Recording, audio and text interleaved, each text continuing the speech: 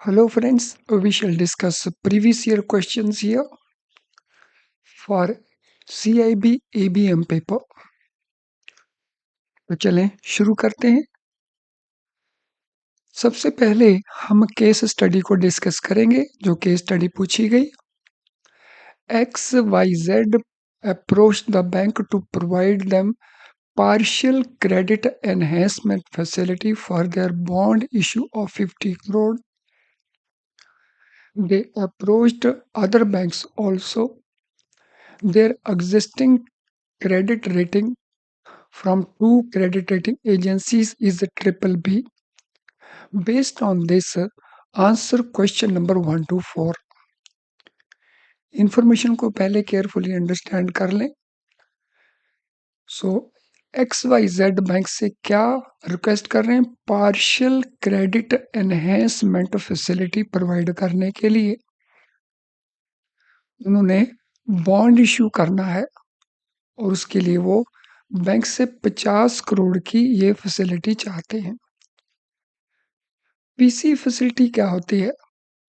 अगर किसी कंपनी ने बॉन्ड इशू करने हैं लेकिन बॉन्ड की जो क्रेडिट रेटिंग है वो बहुत अच्छी नहीं है, तो कंपनी जब बॉन्ड इशू करेगी तो उसके ऊपर उसको हायर इंटरेस्ट पे करना पड़ेगा क्योंकि रेटिंग अच्छी नहीं है। क्रेडिट रेटिंग को इम्प्रूव करने के लिए अगर बैंक गारंटी दे देता है तो उस केस में उनको बॉन्ड से जो पैसा मिलेगा वो एट लोअर इंटरेस्ट रेट मिल जाएगा क्योंकि क्रेडिट रेटिंग उनकी बेटर हो जाएगी। इसको हम कहते हैं पार्शियल क्रेडिट एनहेंसमेंट। अब उनकी एग्जिस्टिंग रेटिंग हमें गिवन है दो क्रेडिट रेटिंग एजेंसी से जो ट्रिपल बी है। अगर उनकी क्रेडिट रेटिंग इम्प्रूव कर जाए, जो पार्शियल क्रेडिट एनहेंसमेंट के बाद इम्प्रूव कर जाएगी, तो उनको इस बॉन्ड के ऊपर जो इंटरेस्ट पे करना पड़ेगा वो लो करना पड़ेगा। तो चलिए देखते हैं क्या क्या क्वेश्चन है इसमें।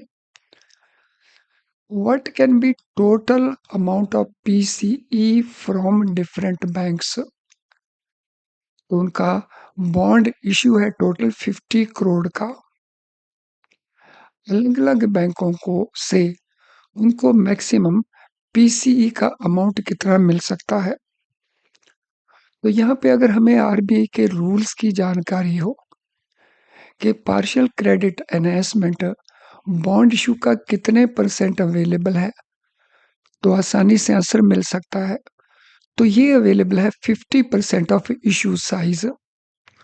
सो इशू साइज है 50 करोड़ का, तो दिस मीन 25 करोड़ उनको पीसीई मिल सकता है from different banks. Question number 2, what can be maximum amount an individual bank can offer? तो ये तो हो गया टोटल अमाउंट जो सारे बैंकों से अवेलेबल होने वाला है। किसी भी इंडिविजुअल बैंक से उनको मैक्सिमम कितना मिल सकता है? तो वंस अगेन यहाँ पे हमें पता होने चाहिए कि आरबीआई के रूल्स क्या है। आरबीआई के रूल्स के मुताबिक कोई भी इंडिविजुअल बैंक इशू साइज के 20% तक पीसीई प्रोवाइड कर सकता है। यानी इस केस में this could be 10 crore rupees, ये 10 करोड़ रुपीज हो सकता है। Question 3, PCE facility will be provided by bank as investment, as fund-based loan or as non-fund-based loan?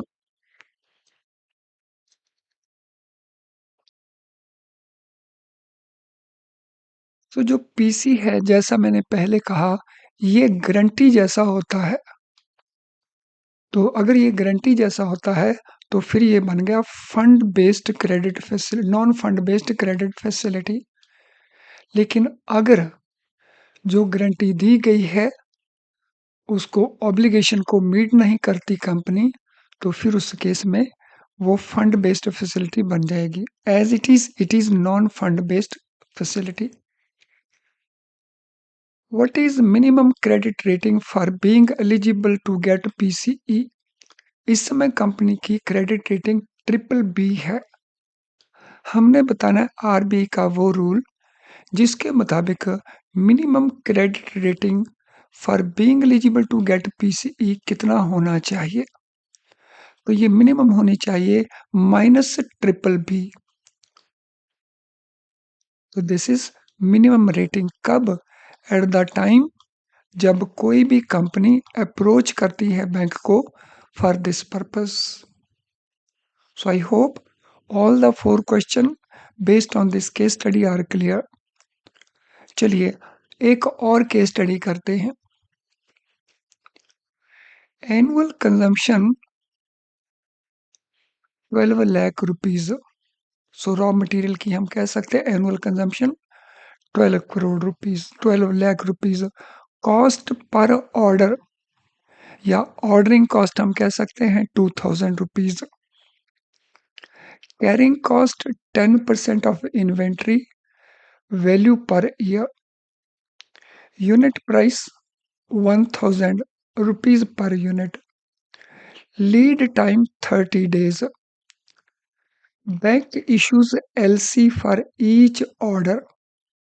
Based on this information, provide answers to question number 5, 6 and 7. पहले हम information को अच्छे से understand कर लें।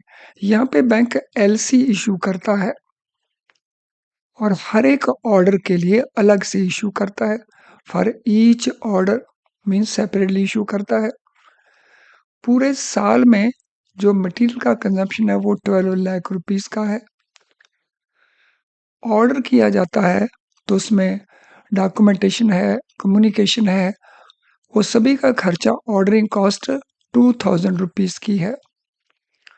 और इन्वेंट्री की जो कैरिंग कॉस्ट है एक साल के अंदर वो उसका 10% है। और इंडिविजुअल यूनिट इन्वेंट्री के अंदर स्टॉक के अंदर उसकी प्राइस 1000 है। और मटेरियल आने तक का जो टाइम है वो 30 डेज तक का है। तो lead time 30 days means material order करने से आने तक का पीरियड 30 डेज का है। हमने क्वेश्चन नंबर 5, 6 एंड 7 आंसर करने हैं। तो चलिए सबसे पहला क्वेश्चन है what is economic order quantity. तो इस केस में इकोनॉमिक ऑर्डर क्वांटिटी कितनी बनती है। इकोनॉमिक दूसरा question what is number of years per order. So what is the number of years per order. तो this is not number of years, this is, चलिए देख लेते हैं इसको क्या है। What is number of LC per year. तो यहाँ पे ये ईयर नहीं है। What is number of LCs per order. चलो ये देख लेते हैं ये क्या एग्जैक्टली। सो सबसे पहले हम इकोनॉमिक ऑर्डर क्वांटिटी को कैलकुलेट कर लेते हैं। उसको कैलकुलेट करने का फार्मूला क्या है। सो 2 into D into C0 divided by CC। ये सारे का सारा हमें स्क्वायर रूट बनाना है। तो ये फार्मूला है। इसमें डी है एनुअल डिमांड और CO है ऑर्डर करने की कॉस्ट। CC है carrying cost per unit per year. अब बेस्ड ऑन दिस हम ये कैलकुलेशन कर सकते हैं। तो 12,000 हमारा है एनुअल डिमांड और उसके बाद 1000 वैल्यू है पर यूनिट की। तो this mean total number of units हो गए हमारे 1200। सो जो एनुअल डिमांड है हमने यूनिट्स में लेनी है तो हमने यूनिट्स कैलकुलेट कर लिए। जो कॉस्ट है CC वो 10% हमें गिवन है। कैरिंग कॉस्ट 10% और 1000 रुपए के ऊपर 1000 का एक यूनिट है तो कैरिंग कॉस्ट आ गई 100 रुपीज। अब हम वैल्यूज को प्लेस कर लेते हैं। तो 2 मल्टीप्लाइड बाई 1200 यूनिट्स, 2000 उसका ऑर्डरिंग कॉस्ट है, डिवाइड कर देंगे हम कैरिंग कॉस्ट पर ईयर से, और फिर इसका स्क्वायर रूट निकाल लेंगे सारे का। तो स्क्वायर रूट आ जाएगा हमारा 48,000। और जब हम इसको सॉल्व करेंगे स्क्वायर रूट को, तो हमारी वैल्यू आ जाएगी 219। तो 219 हमारा EOQ यानी इकोनॉमिक ऑर्डर क्वांटिटी आ गया। तो इसको हमने इस प्रकार के स्क्वायर रूट बना लिया और ये वैल्यू कैलकुलेट कर ली। So what is number of orders per year? तो यहाँ पे number of orders per year था, ना कि number of years per order. तो number of orders per year के लिए what we have to do, annual demand को हम EOQ के साथ डिवाइड कर देंगे। एनुअल डिमांड हमारे पास अवेलेबल है, so it is 1200 units. EOQ हमारे पास अवेलेबल है 219। तो हम आसानी से अब इसका कैलकुलेशन कर सकते हैं। सो 1200 डिवाइडेड बाई 219, तो अप्रोक्सीमेटली 5.5 आ जाएगा। तो अगर हम इसको राउंड अप कर देते हैं तो राउंडिंग हमारी हो जाएगी 6 ऑर्डर्स पर ईयर, 6 ऑर्डर्स होंगे पर ईयर।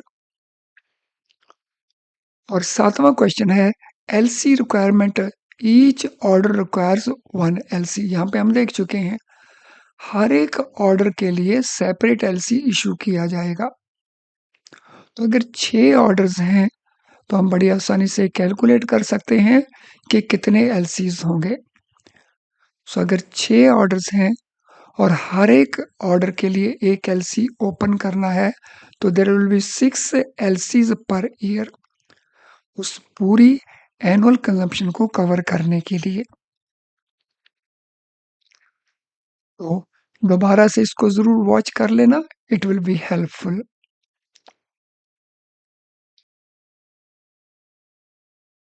तो यहाँ पे मैंने इसको भी करेक्ट कर दिया है, number of orders per year. चलिए एक स्टडी और हम डिस्कस करेंगे।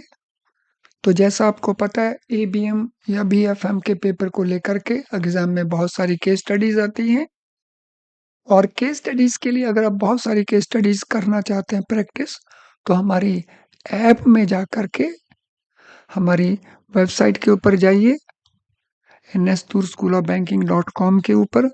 तो वहाँ पे CIB के अंदर आपको जो केस स्टडी के हमारे वीडियोस हैं, आप उनको यूज़ करते हैं तो बहुत सारी केस स्टडीज आपकी कवर हो जाती हैं और बहुत यूज़फुल हैं वो। चलिए अगली केस स्टडी को कवर करते हैं। Out of 100 marks 20 students got following marks. तो 100 मार्क्स का पेपर है, 20 स्टूडेंट्स के मार्क्स हमें गिवन है। सो 41, 43, 45, 49, 50, 52, 55, 59, 60, 61, 65, 68, 70, 72, 75, 77, 80, 83, 85 एंड 89। तो यहाँ पे स्टूडेंट के रोल नंबर या उनके नाम के हिसाब से मार्क्स नहीं गिवन है। तो यहाँ पे स्टूडेंट्स के जो असेंडिंग ऑर्डर में मार्क्स हैं वो प्रोवाइडेड है।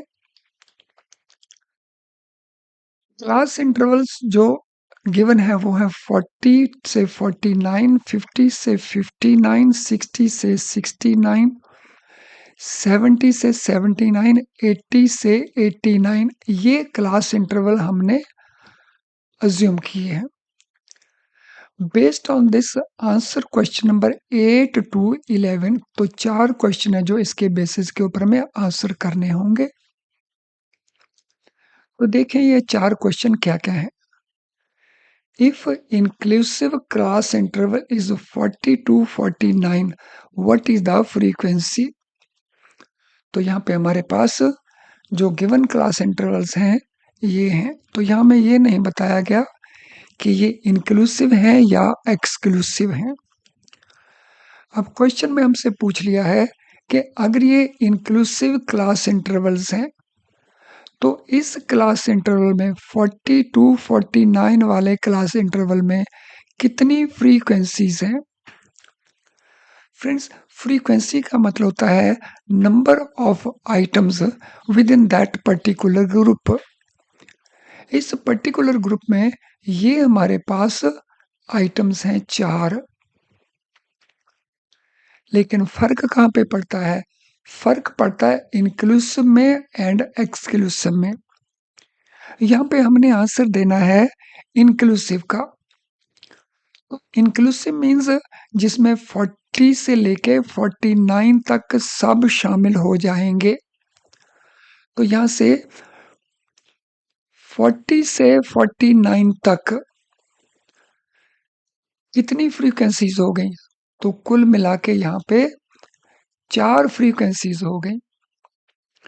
तो हमारा आंसर क्या बन जाएगा? 4 फ्रीक्वेंसीज। कौन कौन सी? 41, 43, 45 एंड 49। तो ये 4 फ्रीक्वेंसीज हो गई। अगर एग्जामिनर इसको थोड़ा टफ बनाना चाहेगा तो फिर वो इस प्रकार से असेंडिंग ऑर्डर में ना दे करके वो मिक्सअप कर देगा। तो वहां पे फिर आपको बड़े ध्यान से पिकअप करना रहे पड़ेगा कि कहीं कोई छूट नहीं जाए। तो यहाँ पे हमारा आंसर आ गया 4 और हमने आइडेंटिफाई भी कर ली दिस वन। अब सेकंड क्वेश्चन है, for exclusive class interval what is the frequency? अगर ये फ्रीक्वेंसी एक्सक्लूसिव क्लास इंटरवल्स वाली हो, वही 40 से 49 की, तो फिर फ्रीक्वेंसी कितनी होगी? तो उस केस में हम जो गिवन नंबर्स हैं मिनिमम मैक्सिमम इस फ्रीक्वेंसी वाले, उनको एक्सक्लूड करके बात करते हैं। तो जब हम एक्सक्लूड करेंगे तो 49 को हम अकाउंट फॉर नहीं करेंगे एक्सक्लूसिव के अंदर, और जब उसको अकाउंट फॉर नहीं करेंगे then our answer will be 3। तो हो जाएगा हमारा 41, 43 एंड 45 ओनली, क्योंकि 49 इस केस में नेक्स्ट क्लास में शिफ्ट कर जाएगा।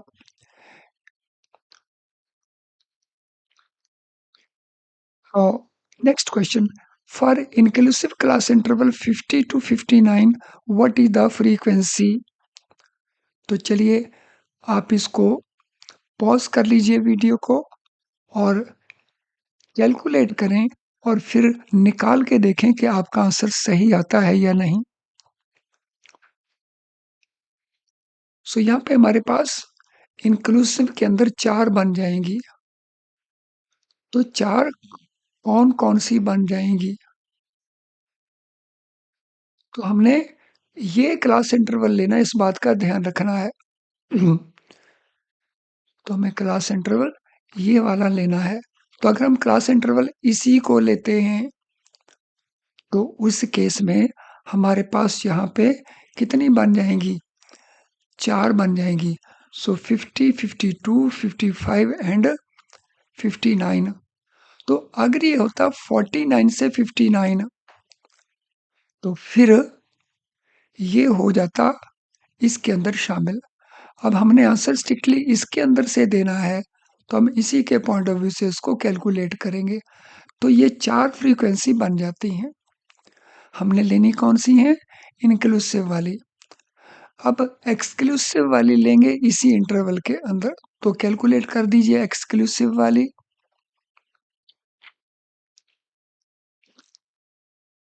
सो एक्सक्लूसिव वाली में हमारे पास कितनी आ जाएंगी?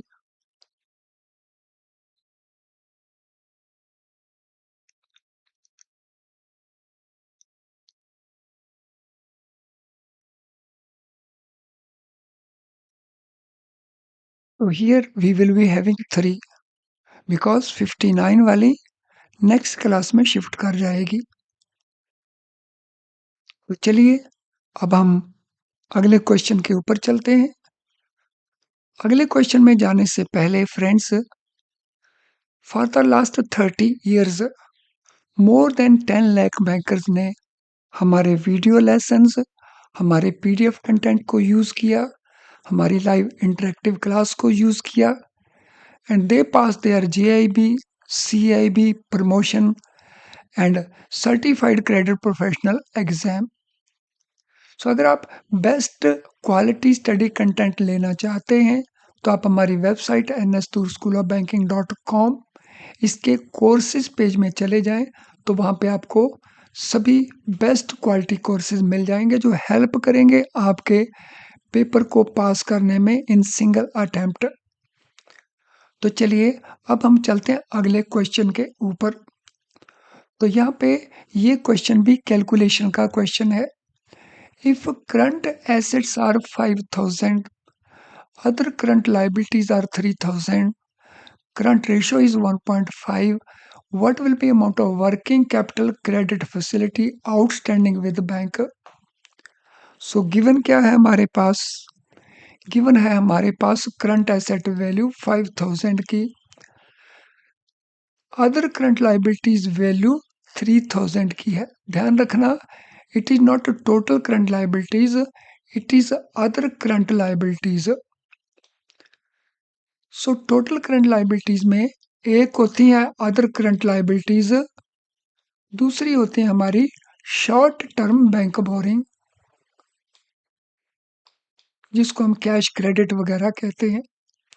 तो फिर वो टोटल करंट लाइबिलिटीज बन जाती हैं। करंट रेशियो में गिवन है 1.5 और पूछा क्या हमसे working capital credit limit outstanding with bank कितनी होंगी। तो दिस मीन्स अगर हमें टोटल करंट लाइबिलिटीज का अमाउंट पता चल जाए तो हम उसमें से अदर करंट लाइबिलिटीज के अमाउंट को माइनस कर देंगे and we will get amount of working capital limit sanctioned by bank. तो हमें कैलकुलेट करना होगा करंट लाइबिलिटीज का वैल्यू। सो करंट एसेट्स अगर 5,000 हैं, करंट रेशियो अगर 1.5 है, तो करंट लाइबिलिटी हम कैसे कैलकुलेट कर लेंगे? करंट एसेट को हम रेशियो के साथ डिवाइड कर देंगे, तो हमारा कैलकुलेट हो जाएगा करंट लाइबिलिटीज का अमाउंट। तो ये टोटल करंट लाइबिलिटीज है, इसमें से अगर हम अदर करंट लाइबिलिटीज को माइनस कर देते हैं तो we will get the value of working capital limits outstanding balance with the bank. तो ये आ गया हमारा 333.33। So this was the calculation we were to make. अब हम चलते हैं क्वेश्चन नंबर 14 के ऊपर। Who heads central vigilance commission CVC and which type of institution it has responsibility to supervise? जो सेंट्रल विजिलेंस कमीशन है उसका हेड कौन होता है, उसके हेड को हम क्या कहते हैं, और साथ में जो CVC है वो किस टाइप की इंस्टीट्यूशन को सुपरवाइज करने की रिस्पॉन्सिबिलिटी रखता है। फ्रेंड्स, CVC को हेड करता है सेंट्रल विजिलेंस कमिश्नर में chief vigilance commissioner. So it is chief vigilance commissioner.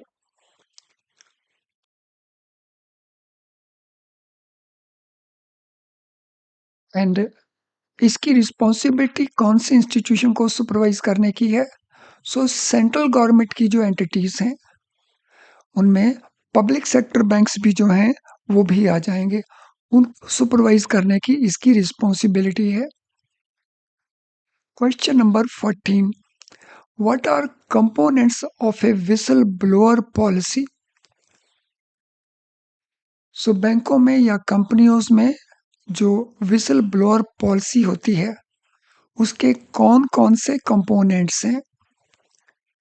Whistle blower policy में हमारे पास विसल ब्लोअर यानी वो पर्सन जो गलत जो हो रहा है उसकी रिपोर्टिंग करता है, सो अगर किसी ऑर्गेनाइजेशन में, किसी कंपनी में जहाँ विसल ब्लोअर पॉलिसी इम्प्लीमेंटेड है, अगर वहाँ कुछ गलत हो रहा है और कोई पर्सन उस गलती की रिपोर्टिंग करता है कि वो गलत कर रही है कंपनी, तो वो होता है विसल ब्लोअर। देन वो अथॉरिटी जिसको ये इंफॉर्मेशन प्रोवाइड करना है, देन रिपोर्टिंग होगी अनएथिकल प्रैक्टिस की। तो जो भी वहाँ गलत हो रहा है, अनएथिकल हो रहा है, उसकी रिपोर्टिंग की जाएगी। तो these are various components of whistleblower policy. Question 15. An entity can punish its employee if found guilty of a crime, or it can take steps before occurrence of a crime so that crime does not take place in future. What are these types of vigilance called? अब अगर हम किसी company की बात करें, किसी organisation की बात करें, वो अपने एम्प्लॉइज़ को पनिश कर सकते हैं अगर उनमें गलती पाई जाती है फॉर ए क्राइम। या उनके पास दूसरा ऑप्शन होता है कि क्राइम हैपन होने से पहले वो अपने एम्प्लॉइज़ को इस प्रकार से तैयार करें, इस प्रकार के समझाएं कि क्राइम हो ही ना। तो ये किस तरह के विजिलेंस एक्टिविटीज़ हैं? तो हमने इन दोनों को बताना है ये किस तरह के विजिलेंस हैं। तो जो फर्स्ट वाला है जिसमें इफ फाउंड गिल्टी, तो उसको पनिश किया जाएगा, तो इसको हम कहते हैं पुनिशिव विजिलेंस। और दूसरा जिसमें company take steps before occurrence, ताकि क्राइम हो ना, तो उसको हम कहते हैं प्रिवेंटिव विजिलेंस। तो एक है पुनिशिव और दूसरा है preventive vigilance. Question number 16. What are the features of public interest disclosure and protection informers resolution in whistleblowing? So whistle blowing के अंदर जो PIDPI है उसके क्या क्या फीचर्स हैं? PIDPI means public interest disclosure and protection of informer. तो इसके फीचर्स में action is not taken on anonymous complaints. अगर किसी कंप्लेंट में किसी ने अपनी जानकारी नहीं दी कि वो कौन है, अपनी आइडेंटिटी नहीं दी, तो उसको हम कहते हैं एनोनिमस। तो एनोनिमस कंप्लेंट के ऊपर एक्शन नहीं लिया जाएगा, this is one feature. Second, identity of the whistle blower that is informer, उसको प्रोटेक्ट किया जाएगा। और तीसरा, जो हेड ऑफ द डिपार्टमेंट है, ये उसकी रिस्पॉन्सिबिलिटी होगी कि इन्फॉर्मेंट की जो आइडेंटिटी है वो गोपनीय रखी जाएगी, उसको सीक्रेट रखा जाएगा। तो ये PIDPI के इंपॉर्टेंट फीचर्स हैं। Question number 17. In Herzberg's two factor theory which type of factors the following are classified? जो हर्जबर्ग की थ्योरी है, two factor theory of motivation, उसमें जो दो तरह के फैक्टर्स हैं, मोटिवेशनल फैक्टर और दूसरे फैक्टर्स, तो हमने बताना है इंडिविजुअली ये किस किस फैक्टर का पार्ट है। तो चलिए देख लेते हैं। तो ये फैक्टर्स कौन से हैं? मोटिवेशनल फैक्टर हैं और एक हाइजीन वाले फैक्टर्स हैं। सो मोटिवेशनल फैक्टर्स में नंबर 1 एंड नंबर 2 आ जाएंगे, जिसमें अचीवमेंट, जिसमें रिकॉग्निशन, ये दोनों आ जाएंगे मोटिवेशनल फैक्टर्स में। और सैलरी, स्टेटस, सिक्योरिटी, ये आ जाएंगे हाइजीन फैक्टर्स के अंदर। तो ये क्लासिफिकेशन हमने आइडेंटिफाई करना था।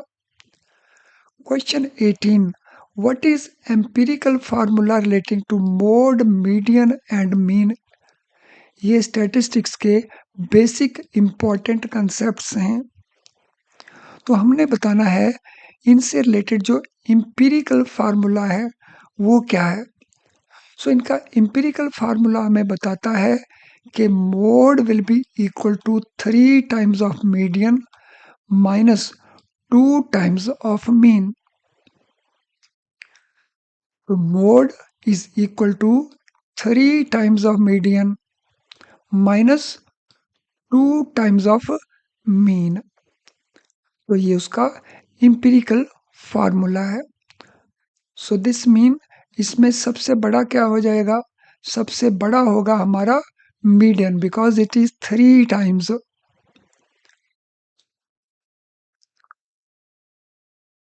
तो चले, ये हो गया हमारा इसका इंपिरिकल फार्मूला। तो यहाँ इसका न्यूमेरिकल भी है। अगर मीडियन 18 हो और मीन 20 हो तो मोड कितना होगा? हम इस फार्मूले को यूज करके कैलकुलेशन कर सकते हैं। 18 हमारा मीडियन है, तो मीडियन को हमने मल्टीप्लाई किया 3 से, तो वो आ गया हमारा 54।